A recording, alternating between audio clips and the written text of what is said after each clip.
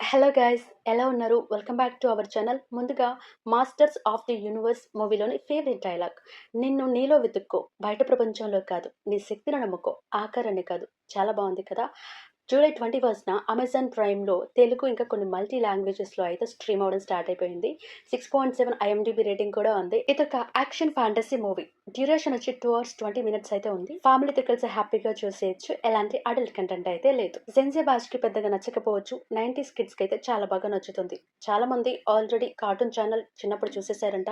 నేనైతే చూడలేదు, ఎందుకంటే అప్పుడు మా ఇంట్లో టీవీ అయితే లేదు. సరే, సోదా ఆపేసి వీడియోలోకి అయితే వెళ్ళిపోదాం. వీడియోలోకి వెళ్లే ముందు గైస్, 500 సబ్స్క్రైబర్స్ లేకపోతే ఛానల్ మానిటైజ్ అవ్వదు. Please subscribe the channel. స్టోరీలోకి వెళ్తే యూనివర్స్ మొత్తం మీద కూడా తనకు అధికారం ఉండాలనే ఒక దుర్బుద్ధితో స్కెలిటర్ అనే ఒక క్రూర రాక్షసుడు అపార శక్తులు ఉన్న ఒక ఆయుధం కోసం ఎటర్నియా గ్రహంపై దాడి చేస్తాడు. ఆ ఆయుధం పేరు పవర్ సోర్డ్. దీంతో అప్పటి వరకు ప్రశాంతంగా ఉన్న ఆ సామ్రాజ్యం చెల్లా చెదరైపోతుంది.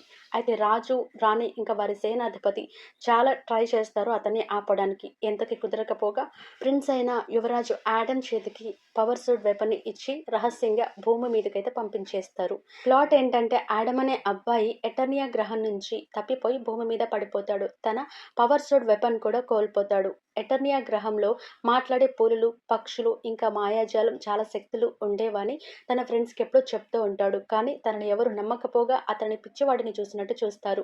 ఆడమ్ భూమి మీద పెరిగి పెద్దవాడైపోతాడు. నిత్యం తన చిన్ననాటి జ్ఞాపకాలను గుర్తు చేసుకుంటూ ఎలా అయినా సరే తను తిరిగి తన గ్రహానికి వెళ్ళాలని స్ట్రాంగ్గా డిసైడ్ అయి ప్రతిరోజు పవర్ సోర్ని వెతుకుతూ ఉంటాడు. వన్ ఫైన్ డే ఆ వెపన్ అయితే తను కనుక్కుంటాడు. స్కెలిటర్ ఆడమ్ దగ్గర ఉన్న పవర్ సోర్డ్ వెపన్ ని తీసుకురమ్మని ఒక మృగాన్ని అయితే భూమి మీదకి పంపిస్తాడు. అదే టైంలో చిన్ననాటి తన స్నేహితురాలైన సేనాధిపతి కూతురు టీలా ఆ మృగంతో ఫైట్ చేసి ఆడమ్ ని తీసుకొని ఎటర్నియా గ్రహానికి అయితే స్పేస్ షిప్ లో తిరిగి వెళ్ళిపోతారు. అప్పటికి ఆ గ్రహం సర్వనాశనమైపోయి ఉంటుంది. అంతేగాక తన తల్లిదండ్రులు స్కెలిటర్ దగ్గర బందీలై ఉంటారు. తన తల్లిదండ్రులను, రాజ్యంలోని ప్రజలను స్కెలిటర్ నుంచి ఎలా కాపాడాడు, ఆడమ్ హ్యూమన్ గా ఎలా మారాడు, ఏ విధంగా ఈ ప్రాబ్లమ్స్ అన్ని సార్ట్అవుట్ చేశాడు అనేది రిమైనింగ్ స్టోరీ. ఈ మూవీ థియేటర్లో పెద్దగా ఆడకపోయినా ఓటీటీలో మాత్రం మంచి రెస్పాన్స్ అయితే వచ్చింది. ఈ సినిమాలో హీరో హీమాన్ గా నికోలస్ గాలిటైన్, సేనాధిపతి డంకన్ గా ఇంద్రిస్ ఎల్వా, విలన్ స్కెలిటర్ గా జారెడ్ లెటోలు అయితే పర్ఫెక్ట్ గా సెట్ అయ్యారు. ఈ సినిమాను డైరెక్ట్ చేసింది ట్రావిస్ నైట్, తెరకెక్కించింది Amazon MGM studios. Hero Nikhil Siddharth అందించిన వాయిస్ కూడా అంతగా యాప్ట్ అవ్వలేదని అనుకుంటున్నారు, కానీ నాకైతే బాగానే అనిపించింది. సేనాధిపతి డంకర్కు రావ్ రమేష్, విలన్ పాత్రకు ఆదిత్య మీనన్ వాయిస్ డబ్బింగ్స్ అయితే ఇచ్చారు. వీరి వాయిస్ వల్ల ఇది ఒక తెలుగు సినిమాని చూస్తున్న ఫీలింగ్ అయితే వచ్చింది. పిల్లలు ఈ సినిమాకి తెగ ఫ్యాన్స్ అయిపోయారు. చివరిగా ఈ సినిమాకు సోదరి షీ ఉమెన్ కూడా ఉందని ట్విస్ట్ ఇచ్చి మూవీని అయితే ఎండ్ చేస్తారు. సేనాధిపతి డంకన్, విలన్ స్కెలిటర్ వీళ్ళు మాట్లాడేటప్పుడు మనకు చాలా చోట్ల అయితే నవ్వొస్తుంది. సీరియస్ సిచ్యువేషన్స్ లో కూడా ద వే ఆఫ్ టాకింగ్ అయితే చాలా ఫన్నీగా అనిపిస్తుంది.